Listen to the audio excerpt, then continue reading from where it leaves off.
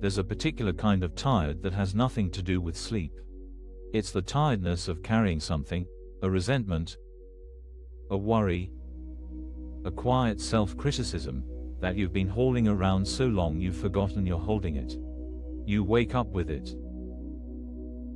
You drive to work with it.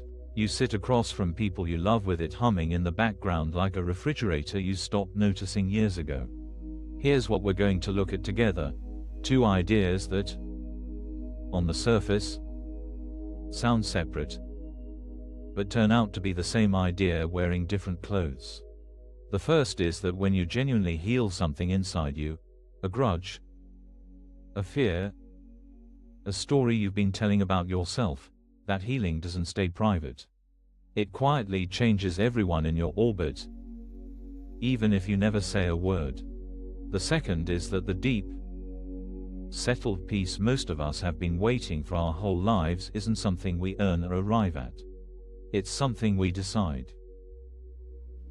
Right where we are, with everything still unresolved. Those 2 ideas, taken seriously, suggest that your inner life is both more personal and more consequential than you ever imagined.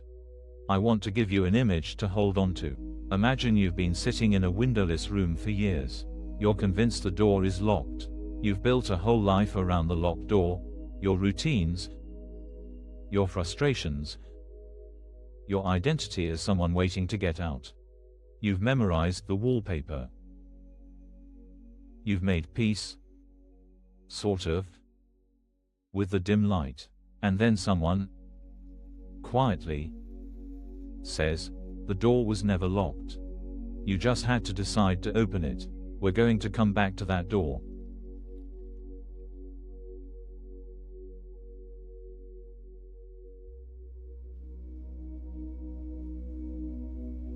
Let me tell you about Sarah.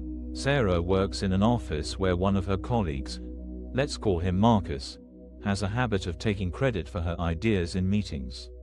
It's not dramatic. He doesn't steal whole projects. He just rephrases what she said 10 minutes earlier and gets the nod from the boss.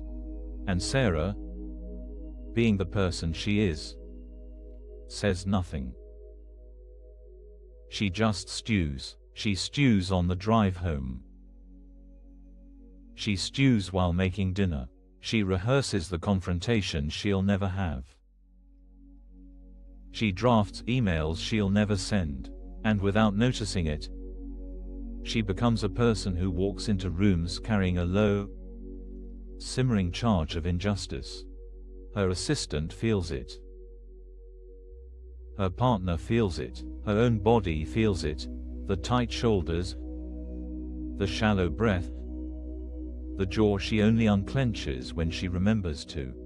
This is the part we don't usually see. Our inner noise doesn't stay inner. It becomes the weather other people have to live in. We tell ourselves our resentments are private, our anxieties are contained, our self-criticism only hurts us. But the people closest to us are reading our nervous systems all day long. They feel the static. They adjust around it. They get quieter, or more defensive, or more eager to please, not because of anything we said, but because of what we're broadcasting underneath what we say. So Sarah is sitting in her locked room. Marcus is the wallpaper she's memorized, and she's bringing the room with her everywhere she goes.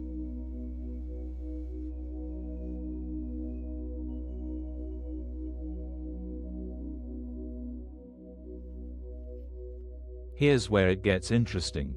There's a common assumption, almost a moral assumption, that working on yourself is a slightly selfish thing. That tending to your own peace is something you do on weekends, in private, after you've handled everything else for everyone else. Self-care as a luxury item. But what if that has it backwards? What if your unhealed places, the resentments you keep rehearsing, the anxieties you keep feeding, the harsh inner voice you keep believing, are quietly costing the people you love? Not because you're a bad person, because you're a human nervous system in a room with other human nervous systems, and we are far more porous to each other than we like to admit. Which means the inverse is also true. When you actually put down something heavy, when you stop carrying a grudge, when you forgive yourself for something old, when you let go of a story that's been running you, the people around you feel that too. Not in a mystical way, in a completely ordinary way. Your face is different. Your voice is different. The pause before you respond is different. You stop transmitting tension they've been unconsciously absorbing. Seen this way, healing isn't a private indulgence. It's one of the most generous things you can do for the people in your life. You stop making them live in your weather.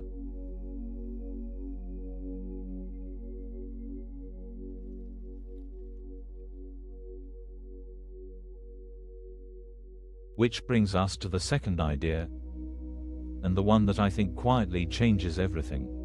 Most of us have been treating peace, that deep, settled, unshakable kind, as a destination.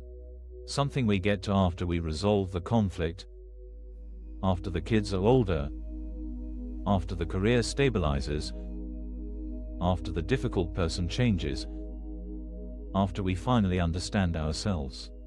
Peace is the reward at the end of the long hallway. We just have to keep walking. But what if peace isn't at the end of the hallway? What if it's a decision available in the hallway itself? This is the turn.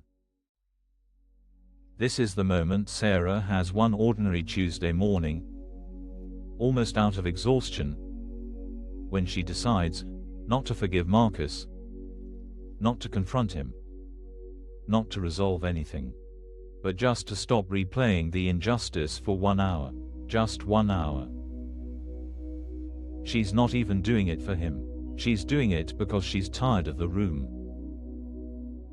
And something strange happens. Her assistant, who's been tense and distant for weeks, walks in and seems lighter.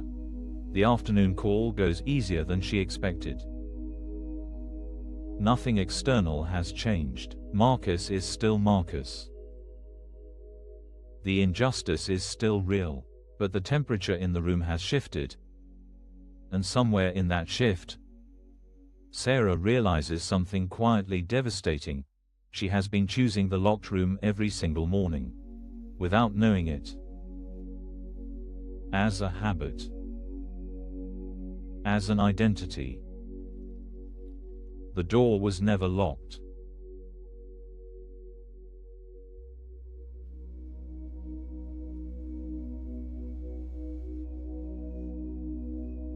Now, let's be honest about what this actually looks like. Because it's not a thunderclap. You don't wake up enlightened. You're still you. You still have the difficult colleague, the unread texts, the inner critic with surprisingly specific opinions about your worth. Making the decision looks like this. You're mid-spiral about something, a conversation that went badly, an email that hasn't been answered, a memory of yourself you wish you could edit, and at some point you notice you're spiraling. That noticing is the doorknob, and in that moment, you have a choice that's much smaller than achieving peace. You just have to be willing to set it down, for a minute. For this hour. Not forever. Not perfectly. You don't have to feel peaceful to choose peace. You just have to stop voting for the locked room, and you'll forget. You'll pick the resentment back up 20 minutes later. That's fine. The decision is available again. And again. And again. It's not a one-time graduation. It's a small door you walk through, repeatedly, for the rest of your life. Each time, the people around you feel it. Each time, you stop being the weather they have to brace against.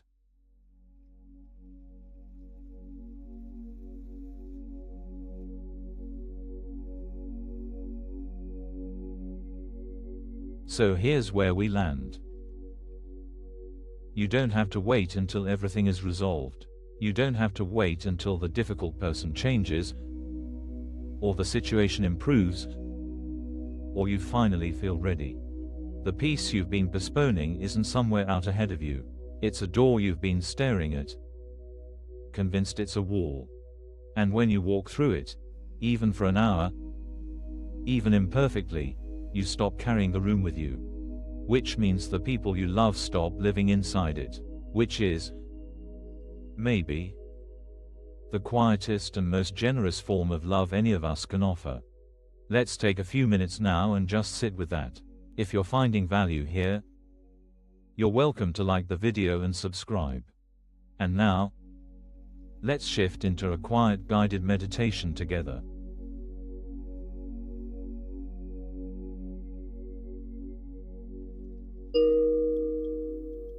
Let's take a few minutes to just be here. Find a position that lets your body relax a little more than it was a moment ago. Shoulders down. Jaw soft. You don't have to sit a certain way. You just have to stop holding yourself up so tightly. Let your breath arrive on its own. You don't have to manage it. Notice that it's already happening, without your help. Now gently bring your attention to whatever you've been carrying today. Not to fix it. Not to solve it.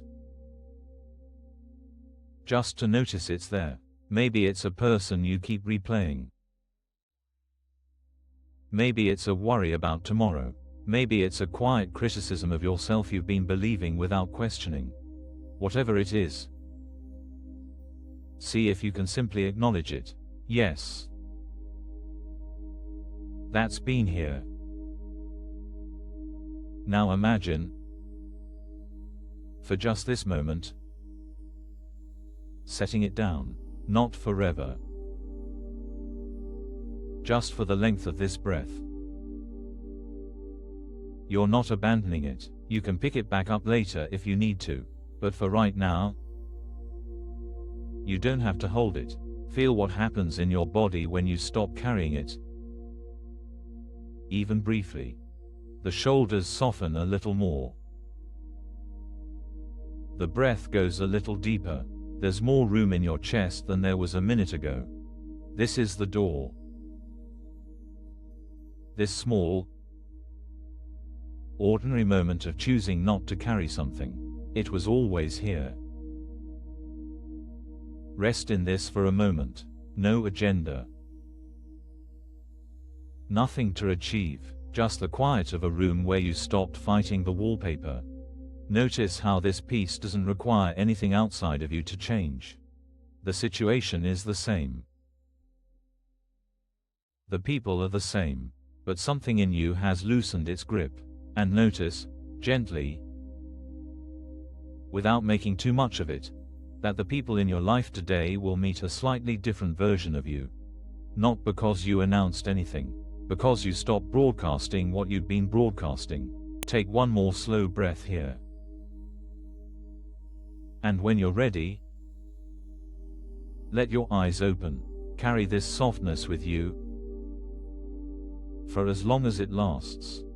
And when you forget, which you will, the door is still right where it was. Thank you for spending this time in practice. A free digital ACIM resource is linked in the description if you'd like it. And if you wish, you're welcome to comment. I am grateful. Thank you for spending this time here.